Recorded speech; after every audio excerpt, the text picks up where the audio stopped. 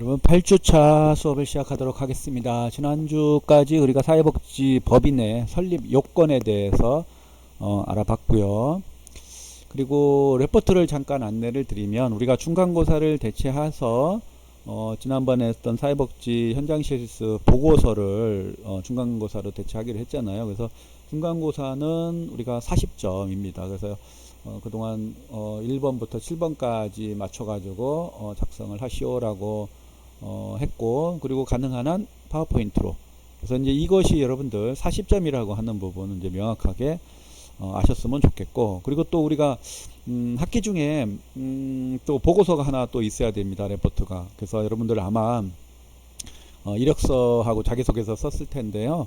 아마도 또 쓰고 있고, 또 학교에서 또 뭐 취업 캠프도 하고 있고, 이렇게 다양하게 하고 있는데, 우리가 두 가지를 레포트로 하는데, 하나는 현장 실습 세미나 통해서 우리 보고서 작성하는 거, 그리고 이제 이력서와 자기소개서를 제출을 하면 됩니다. 자, 두 가지 제출할 때는 이제 제출 기한은 11월 말까지 이메일로 제출하면 되고요. 보낼 때는 여러분들 그 파일명 자체를 여러분들 학번 쓰고 이름 쓰고, 그리고 이제 현장 실습 보고서는 가로축 현장 실습 보고서, 그리고 이제 그 이력서 및 자기소개서는 이력서 자기소개서라고 해서 11월 말까지 제출을 하면 되겠습니다. 기한을 못 지키면 거기에서 감점을 하도록 하겠습니다. 자, 레포트. 그리고 우리가 그 9주째 11월 2일부터 시작해서 9주가 중간고사인데요. 중간고사 기간에는 보고서로 대체하기 때문에 그 주에는 수업을 하지 않도록 하겠습니다. 자, 오늘 이 시간에는 설립행위와 등기와 관련된 부분인데요. 보시도록 하겠습니다. 자, 설립행위, 출연재산, 법인 설립 의도를 정관에 작성을 한다. 그러니까 우리가 정관 작성을 하는 것 자체가 정관 작성을 하는 것 자체가 결국에는 우리가 어떻게 법인을 운영하겠다라고 하는 부분이잖아요. 그러니까 이제 법인 설립 의도라고 하는 부분까지도 함께 포함되어야 한다, 이런 얘기고요. 그 다음에 재산의 출연은, 재산은 동산과 부동산은 나눠져 있죠. 뭐 채권도 있을 수 있고요. 그래서 이제 크게는 동산과 부동산이 포함되어 있어야 되고요. 그리고 이제 법인 재산의 그 구분이라고 되어 있는데, 구분이라고 하는 것은 우리가 기본적으로 기본 재산이 있고 보통 재산이 있다, 이런 얘기입니다. 이제 기본 재산이라고 하는 부분은 이제 세 번째, 기본 재산이라고 하는 부분은 그 시설에 따른, 그러니까 시설 설치에 따른 이제 적합한 시설물, 부지, 뭐 이런 거, 그리고 또 목적 사업용.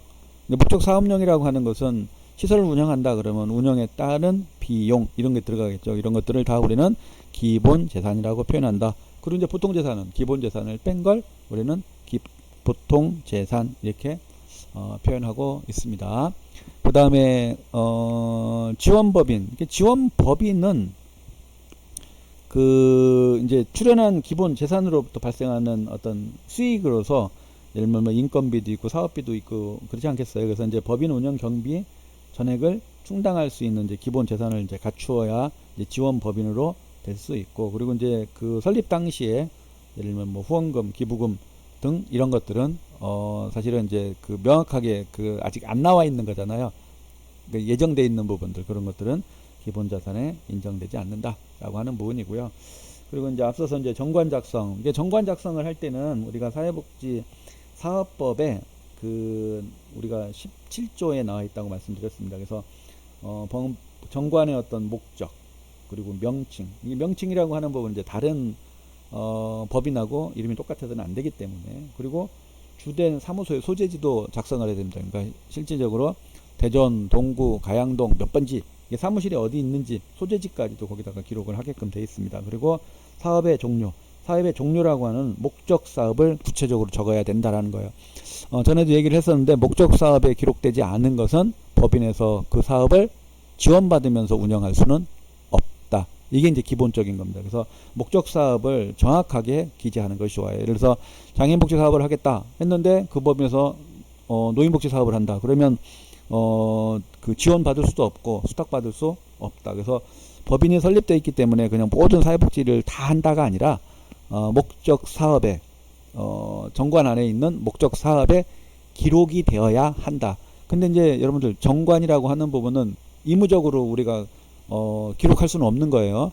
정관은 이사회를 거쳐야 되고 그 다음에 이사회에서 수정된 그 정관은 시도에 보고가 돼야 되고 그것이 시도의 승인을 받으면 거기에 따라서 또 뭐 해야 됩니까? 등기를 해야 되거든요. 그러니까 그 목적 사업을 바꾼다라는 것이 쉬운 건 아니에요. 그 다음에 뭐가 있습니까? 정관 작성 시 참고 사항이라고 돼 있는데 뭐 실질적으로 이제 정관을 뭐 바꿀 때 필요한 부분들이 있어요. 그러니까 앞서서 그 사회복지사업법 17조에 의하면 그 정관에 그 기재돼야 될 사항들이 있거든요. 근데 그런 것에서 빠지면 효력이 없다 이렇게 볼 수 있는 거죠. 그 다음에 시도지사의 설립허가 목적이 구체적이고 실현 가능한가? 자, 그렇다고 한다면 내줄 수도 있고 안 내줄 수도 있고 당연히 목적이 구체적이지 않고 실현 불가능하다 그러면 설립을 안 해주겠죠. 허가를 안 내주겠죠. 그죠? 그러니까 이건 이제 다시 말씀드리면 중요하게 여겨지는 부분 중에 하나가 이겁니다. 부분 중에 하나가 허가 사항이다 라고 하는 부분, 이 부분이 이제 중요하다 라고 하는 부분이죠. 자, 그 다음에 작성을 할 때 사실은 이제 우리 시군구 검토 의견서를 작성을 해서 시도에 보내진다고 그랬죠. 그 검토 의견서가 담당자가 얼만큼 어떻게 법인 설립 허가에 대한 필요성을 인식하느냐, 이게 중요한 거고, 그 다음에 이제 자산이라든가 부동산을 또 실사를 하겠죠. 그 내용까지도 포함돼서 보고가 된다 이렇게 보시면 되겠습니다. 그 다음에 법인 설립에 필요한 검토 의견이라고 이제 방금 말씀하신 것처럼 설립자의 자질, 재정 능력 이런 것까지 다 본다 이런 얘기죠. 그런 걸 보면 결국에는 그것이 실현 가능한가 이런 것까지도 확인이 되겠죠. 자, 그 다음에 이제 시도지사의 설립 허가 또 나와 있는데요. 이제 목적 사업이 구체적인가 실현 가능한가. 그 다음에 재산 출연의 수입으로 목적 사업을 원활히 달성할 수 있는가. 뭐 이런 것까지 보겠죠. 그 다음에 시도지사는 이런 것들이 적합하다 해도 허가할 의무가 없습니다. 왜? 재량행위니까. 그래서 상계 내용을 충족했다 하더라도 허가 안 해줄 수 있다 라고 하는 부분, 이건 허가주의라고 하는 부분, 이것도 매우 중요한 부분이라고 볼 수 있겠습니다. 자, 그 다음에 이제 법인의 설립의 설립 등기 이렇게 되어 있는데요. 법인 설립 허가 후에, 그러니까 법인 설립을 시도로부터 받았잖아요. 그러면 3주 이내에 주된 소재지가 있는 관할 법원에 설립 등기를 합니다. 등기를 한 다음에 7일 이내에 시도지사한테 등기 낸 걸 가지고 다시 보고를 하게끔 되어 있습니다. 그러니까 등기는 반드시 있어야 된다. 설립 허가만 받았다고 되는 게 아니라 법원에 등기를 하고 등기된 걸 가지고 시도에 보고를 한다. 이렇게 보시면 되겠죠. 자, 등기사항은 법인 설립에 따른 내용들이 들어가는 거죠. 목적, 명칭, 사무소, 설립허가, 연월일. 자, 존립 시기나 해산의 사용 사유를 정할 때 그 시기를 시기 또는 사유를 그 시기 또는 사유를 적게끔 돼 있다. 떠는이 아니라 또는 그 다음에 재산 총액, 뭐 출자 방법, 이사 성명, 주소, 그리고 거기다가 이제 도장주 찍어야 됩니다. 그 도장은 당연히 인감도장. 그 다음에 이사의 대표권을 제한할 때는 그 제한한 이유를 쓰게끔 되어 있고 뭐 이렇게 씁니다. 자, 그 다음에 사회복지법인의 기관에서 이제 이사가 나오는데요. 이제 이사 감사를 둘 수 있어요. 그래서 법인의 의사 결정 기관인 이사를 반드시 둬야 된다라고 하는 부분인데요. 자, 이사는 대외적으로 법인을 대표하고 대내적으로 법인의 업무를 집행하는 필수기관이다. 이사의 정수는 대표이사를 포함해서 7인 이상에 하며 임기는 3년 연임이 가능하다. 그러니까 계속 할 수 있는 겁니다. 타인에게 손해를 가하면 손해배상을 책임을 또 져야 된다. 이런 얘기입니다. 자, 우리 이제 이사회가 7인 이상이라고 되어 있죠. 그러면 몇 명까지 할 수 있냐? 몇 명까지 할 수 있다라고 하는 부분은요, 정해지지 않았습니다. 그러니까 상한은 없어요. 이사회 수는 상한은 없으나 이사결정의 효율성을 위해서 15인 이하로 규정을 하고 있다. 그러니까 규정한다라는 것은 그렇게 하고 있다. 그러니까 뭐라고 해야 됩니까? 너무 많으면 의사결정하기가 어렵잖아요. 그래서 보통 7인에서 15인 이하 이렇게 합니다. 그 다음에 이사회는 어떤 역할을 하냐? 이사는 어떤 역할을 하냐? 이사는 이제 그 법인의 대표를 하는 건데, 사실은 이제 그 호선입니다. 이사 중에서 대표를 대표이사라고 하는 사람은 호선을 통해서 뽑는다, 이렇게 보시면 되겠어요. 그 다음에 그 이사회는 이사로 구성되고, 이사장은 정관이 정하는 바에 따라서 이사 중에서 호선한다. 그 다음에 이사는 7인 이상으로 구성된다. 그 다음에 외국인 이사는 어떻게 될까요? 현원의 2분의 1 미만이어야 된다. 그 다음에 시도지사는 이사를 3분의 1 이상을 추천할 수 있다. 여기서 3분의 1 이상을 추천할 수 있다라고 하는 것은요, 우리는 그 외부 그 추천이사를 3분의 1 이상을 뽑게끔 돼 있어요. 그래서 2배수로 3배수로 추천을 받습니다. 그러면 그 중에서 이사회에서 선임을 하면 되는 거예요. 왜 시도지사가 3분의 1을 추천을 하느냐? 그것은 결국에는 이사장이, 대표이사가 자기가 편안하고 자기를 지지해 줄 만한 사람들, 이사를 뽑게 되면 대표이사의 의무적인 판단에 의해서 법인이 운영될 수도 있잖아요. 그러면 사실은 이제 지도 감독권을 뭐 시도에서 갖는다 할지라도 그것을 구체적으로 체크하기가 어렵잖아요. 그래서 사회이사가 있으면 쉽게 의사결정하기가 어렵다. 그러니까 의사결정은 된다 할지라도 최소한의 눈치는 본다. 그것이 결국에는 이용자의 권리에 영향을 줄 수 있기 때문이다. 그래서 외부 추천 이사를 3분의 2 이상 두게끔 돼 있다. 그 다음에 이사회는 특별한 관계에 있는 자를 5분의 1 미만을 뽑아야 된다. 그러니까 5분의 1을 초과할 수 없다. 여기서 특별한 관계라고 하는 것은 친인척을 얘기하는 거예요. 우리 이제 앞서 지난 시간에 이제 육촌인의 혈족을 얘기하는 거예요. 혈족이라고 하는 것은요, 법적 혈족이 있고 자연 혈족이 있어요. 자연 혈족은 부계, 모계 이렇게 이제 그 자연적으로 우리가 그 발생한 가족을 얘기하는 거고요. 혈족을 얘기하는 거예요. 법적 혈족이라고 하는 것은 뭐가 있을까요? 입양을 통해서 혈족이 되는 경우가 있다. 자, 이렇게 해서 어쨌든 육촌인의 혈족이라고 하는 부분을 5분의 1을 초과해서는 안 된다. 이렇게 하고요. 이사회의 기능은 뭐냐? 법인의 예산을 심의하고 정관을 변경하고 임원을 임면할 때 이사회가 기능을 한다. 이렇게 보시면 되겠습니다. 그 다음에 그 이사회는 이사장이 소집하고 그가 의장이 된다.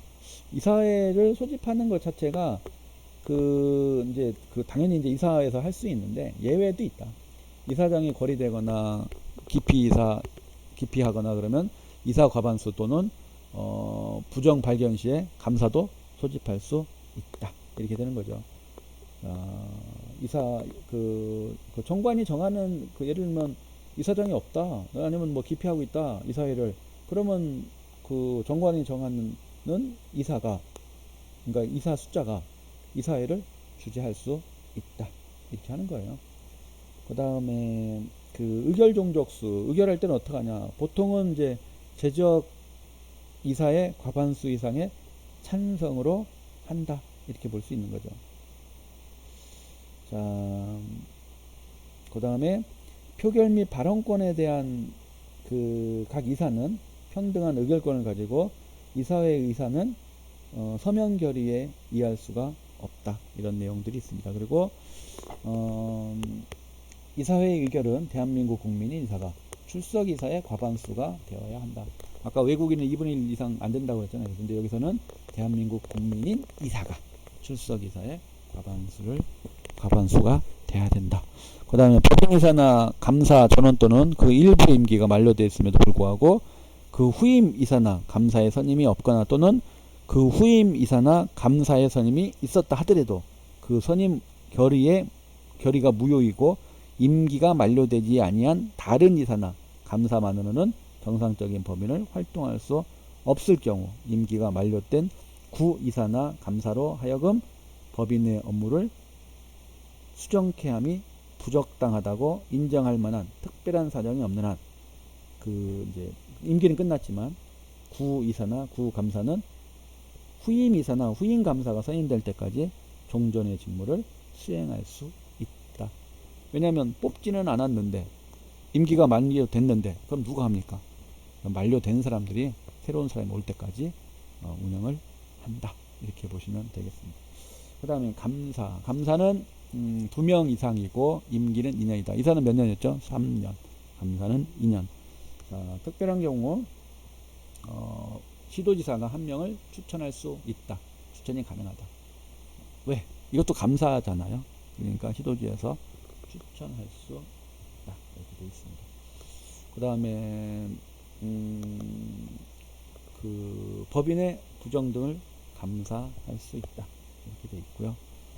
자, 그 다음에 임원의 임면 공설법과 관련해서 5조에는 임원 취임 시 주무관청의 승인을 받도록 되어 있으나 사회복지에서는 이를 복으로 가름한다. 그러니까 이제 그 임원의 임면이라고 하는 부분이 이사회를 거쳐 가지고 누가 그러니까 그 임명되고 그 면직되고 이렇게 되잖아요. 이제 그런 것들은 이사회 소속이잖아요. 그래서 사회복지 그 법인 같은 경우는 그냥 보고만 하면 된다. 이런 얘기입니다. 어디에다가? 시에다가 보고만 하면 된다. 왜 그 사람을 이사로서 했느냐, 왜 그 사람을 면직했느냐라고 하는 부분에 대해서는 승인하거나 이러지는 않는다라고 하는 부분이죠. 그 다음에 당의 임원의 선임 또는 해임을 결의한 이사회 회의록 사본 하나, 취임승낙서 하나, 이력서 하나, 그래서 특수관계 부존재각서 하나 이렇게 해서 제출해야 된다. 처음에 그 법인 이사 취임할 때도 마찬가지예요. 이사 회의록은 반드시 있어야 됩니다. 그래서 사본, 원본도의 접표를 해서 한부, 그 다음 취임승낙서 누가 쓰는 겁니까? 이사 당사자가 쓰는 거예요. 그리고 이력서, 특수관계 부존재각서. 이제 여기서는 안 나왔는데 보통은 뭐까지 내냐면 인감증명서까지 보통 냅니다. 왜냐면 이제 이력서하고 특수관계 부존재 각서나 이런 데다가 인감도장을 찍어야 되니까 인감증명서까지 첨부를 하는 것을 보통 그렇게 하고 있습니다. 그 다음에 이사의 성명, 주소는 등기 사항이며 이를 등기하지 않으면 인정하지 않는다 라고 하는 부분이에요. 자, 반드시 등기를 해야 된다. 자, 그 다음에 그 임원의 보충에 관련된 부분이죠. 임원 중에 결혼이 생길 때에는 2개월 이내에 보충을 해야 된다. 그 다음에 보충했을 때는 지체 없이 보고를 해야 된다. 증명하는 서류를 같이 제출해야 되겠죠.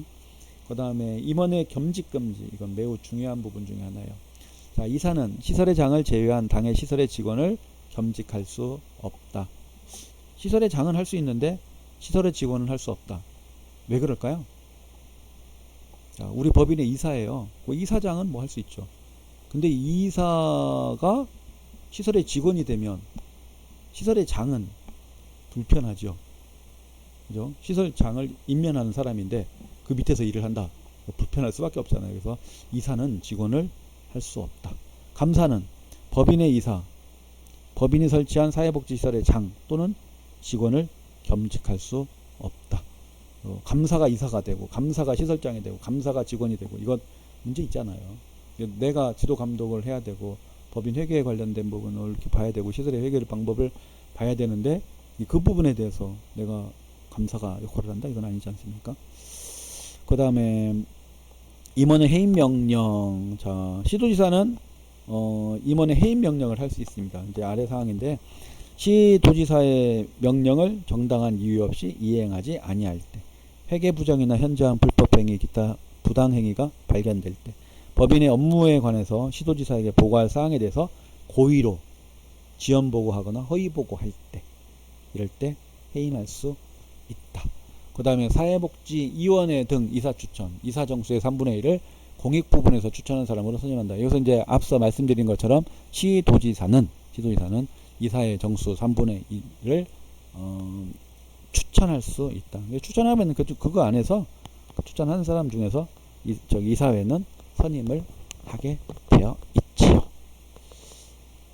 자, 이렇게 해서 사회복지법인의 사회복지법인의 이해를 그동안 봤습니다. 잠깐 쉬었다가요. 사회복지 시설의 이해 넘어가도록 하겠습니다. 수고하셨습니다.